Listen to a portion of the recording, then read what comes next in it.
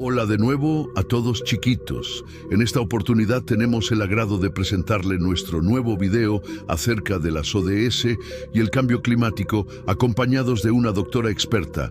Acompáñenos chiquitos. Tomas épicas de la universidad.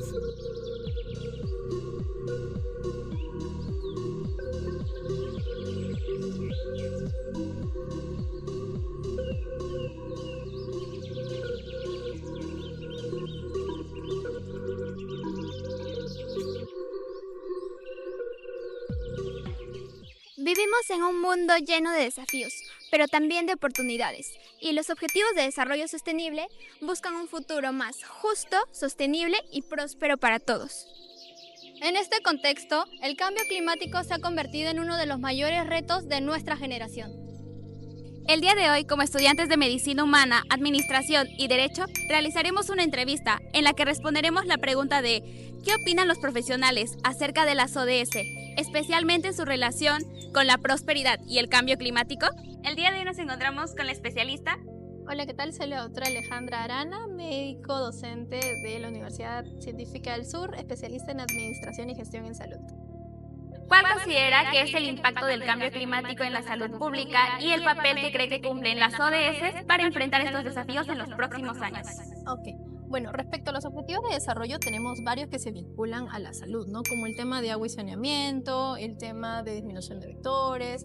Entonces, el cambio climático impacta directamente en la salud, lo vemos actualmente debido a que si prestamos atención, nuestro clima ha cambiado bastante, ¿no? En esta temporada de invierno deberíamos ver de repente otras características que no notamos ahora, ¿no? Ahora notamos un cielo soleado, temperaturas altas, y eso contribuye a que ciertos vectores incrementen, ¿no?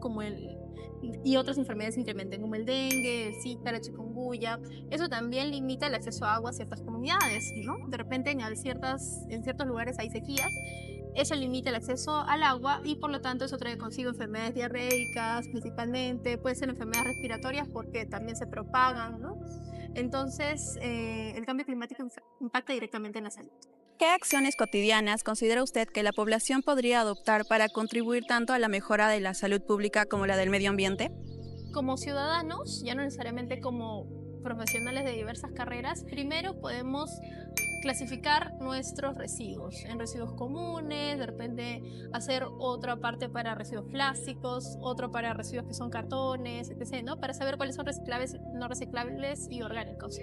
Otra medida podría ser disminuir el uso de transportes privados. De repente, si vamos en auto, no ir solamente una persona, como se ve ahora, sino de repente compartir el vehículo o ir en transporte público, de repente ir en bicicleta, que también va a ayudarnos bastante con la salud física. Después, otra actividad u otra medida que se puede tomar es utilizar el agua de manera consciente, ¿no? No dejar de repente la ducha abierta si es que no nos estamos bañando, o regar de manera innecesaria, hacer un uso consciente del agua, y si no tenemos agua y la almacenamos, almacenarla de manera adecuada para evitar la proliferación de ciertas enfermedades transmitidas por vectores. Considerando lo que es la ODS 8, lo que son trabajo decente y crecimiento económico, quiero saber desde su perspectiva profesional y personal que considera que una economía sostenible debería también importarle más lo que es la salud humana. ¿Por qué? Claro, si hablamos de un trabajo decente, no es solamente hablar de salario, ¿no? También es hablar de condiciones adecuadas respecto a la salud mental. Entonces, si contamos con un trabajo donde de repente vivimos estresados en ciertas condiciones, y también vivimos en un trabajo donde no tenemos equipos de protección personal, o de repente estamos expuestos al sol y no tenemos bloqueador, cosas así, el hecho de estar trabajando en condiciones inadecuadas dependiendo de nuestro tipo de trabajo nos expone a tener una mala salud. ¿Cree usted que en las facultades de medicina debería enseñarse sobre educación ambiental?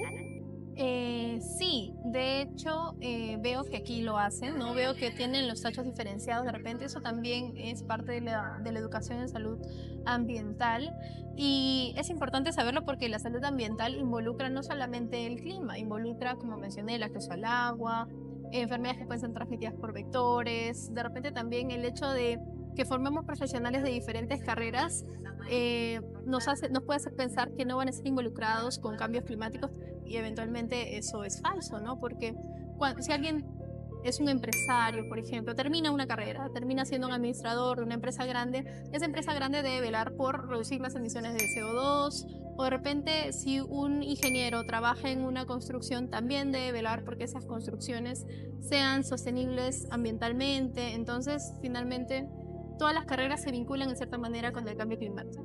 ¿Cómo deberían adaptarse las leyes para proteger la salud de los trabajadores ante el cambio climático? Sí, justo hace poco salió una norma que promovía el uso de protector solar en trabajadores, ¿no? Esa es una buena medida. Debemos considerar también que hay trabajos que están expuestos de manera constante a la radiación UV, como lo son obreros, de repente personas que están trabajando en servicio público, en limpieza pública. Entonces, esos trabajos necesitan un equipo de protección personal. Uno de ellos actualmente sería el bloqueador. Después se deberían promover leyes también para el uso racional de agua, para para evitar emitir tantos residuos o tantos gases contaminantes. También el uso de mascarillas es algo que se requiere, se necesita en ciertos tipos de trabajo, como por ejemplo en áreas de mina o en áreas donde se exponen a gases. Doctora, una pregunta. ¿Cuál crees que haya sido el impacto de la carrera de la medicina humana en la prevalencia del medio ambiente?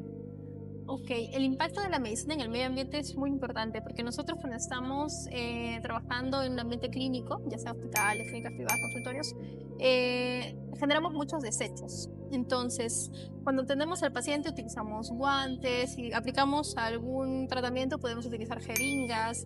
Entonces, tenemos que saber eliminar adecuadamente estos residuos, ¿no? No se eliminan con los residuos comunes. Aparte de eso, también en los hospitales, donde existen áreas de hospitalización, se lavan sábanas. Eso también genera cierta emisión de residuos de CO2. Entonces, también en las salas de operaciones necesitamos cierto tipo de instrumental cuya fabricación requiere también que se haga en grandes fábricas. Eso también genera altas emisiones de CO2. Entonces, finalmente, en la medicina aplicamos muchas, no solamente en la parte médica que hablé de vectores y eso, sino que en la práctica en sí utilizamos muchos insumos que pueden contaminar. Entonces, saber desechar, clasificar y reducir las emisiones de CO2 puede ayudarnos a contribuir con el cambio climático, ¿no? Con el frenar el cambio climático.